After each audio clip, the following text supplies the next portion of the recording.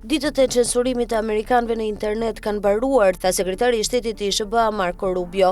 BE-ja duhet të mbështesë lirinë e fjalës, jo të sulmojë kompanitë amerikane për mbeturina, shkroi zëvendës presidenti JD Vance në X. Evropa po ndjek vetvrasjen qytetëruese përmes rregullimit dhe censurës, shtoi Christopher Landau, zëvendësi i Rubios, e kështu me radhë. E gjet kjo sepse BE-ja javën e kaluar vendosi një gjop modeste prej $140 milionë ndaj X të Elon Musk për shkelje që nuk lidhen me lirinë e fjalës, por harrojini detajet. Musk është armiku i betuar i BE, ashtu si edhe Donald Trump, i cili këtë javë përshkroi Evropën sikur po kalbi me udhëheqësit e saj të dobët. Pavarësisht se janë ngritur dur keq më parë këtë vit, Musk dhe Trump janë të destinuar të jenë të afërt. Si broligarku, vëllai oligark kryesor i Amerikës, Musk është shumë i rëndësishëm që Trump ta injorojë për një kohë të gjatë. Musk mund të flirtojë me një palë të tretë, të denoncojë pamaturinë fiskale të Trump dhe madje të pretendojë se Trump ka arsye personale për të shtypur dosjet Epstein, por djali i plankprishës gjithmonë mund të gjejë një rrugë kthimi.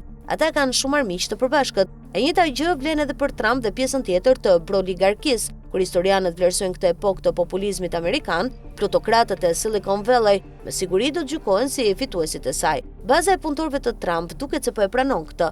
Edhe pse ai tani thotë se planifikon të ringjallë ato, presidenti amerikan praktikisht ka pushuar së mbajturi tubime kundër magas. Megjithatë, vështirë se kalon një ditë pa u mbyllur me një nga aleatët e tij në Silicon Valley, përveç Musk, David Sacks, cari i inteligjencës artificiale në shtëpinë e bardhë, dhe Jensen Huang, CEO i Nvidia, rrallë janë larg zyrës ovale. Ata marrin atë që duan. Trump planifikon të lëshojë një urdhër ekzekutiv që ndalon 50 shtetet e Amerikës të rregullojnë inteligjencën artificiale.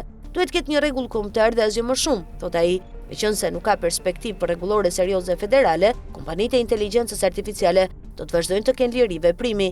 Euforia e arit në fushën e inteligjencës artificiale ka mbështetur rritjen e SBA-s, pothuajse gjysma e së cilës këtë vit ka ardhur nga fuqizimi i LLM-ve, por kjo nuk po pritet mirë nga votuesi mesatar. Dyshimi i thellë ndaj inteligjencës artificiale është një nga çështjet e pakta që bashkon votuesit republikan dhe demokrat. Disa amerikanë me të drejtë pajsojnë rritjen e faturave të energjisë elektrike për ndikimin e qendrave të dhënave të inteligjencës artificiale që argjojnë energji.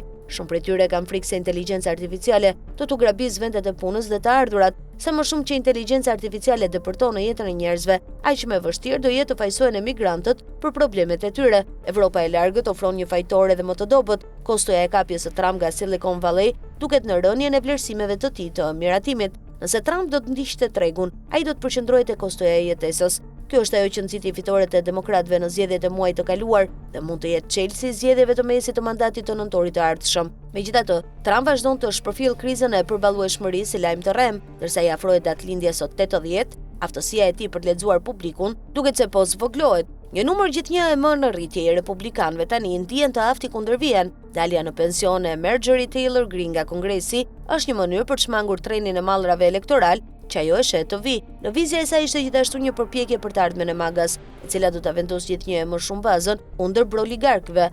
Megjithatë, baronët hajdu të shekullit të 21 të Amerikës ofrojnë një objektiv politik të papërmbajtshëm. Duke qenë mbështetës të Silicon Valley që nga koha e Bill Clinton, shkruan Financial Times, demokratët po përjetojnë keqardhje të fshehtë. Në vend që të jetë një shkëndij në Tigan, Zoran Mamdani, kryetari i sapo zgjedhur i Bashkisë së New Yorkut, duket më shumë si një pionier i mundshëm. Edhe ata të qendrës si James Carville, menaxheri i fushatës së Clinton, duke radikal. Ndërkohë, Evropës janë dhënë të gjitha paralajmërimet. Në Amerikë, Trump u ka dhënë broligarkëve një fushë të hapur. Matan Atlantikut ata shohin vetëm pengesa që duhen kapërcyer.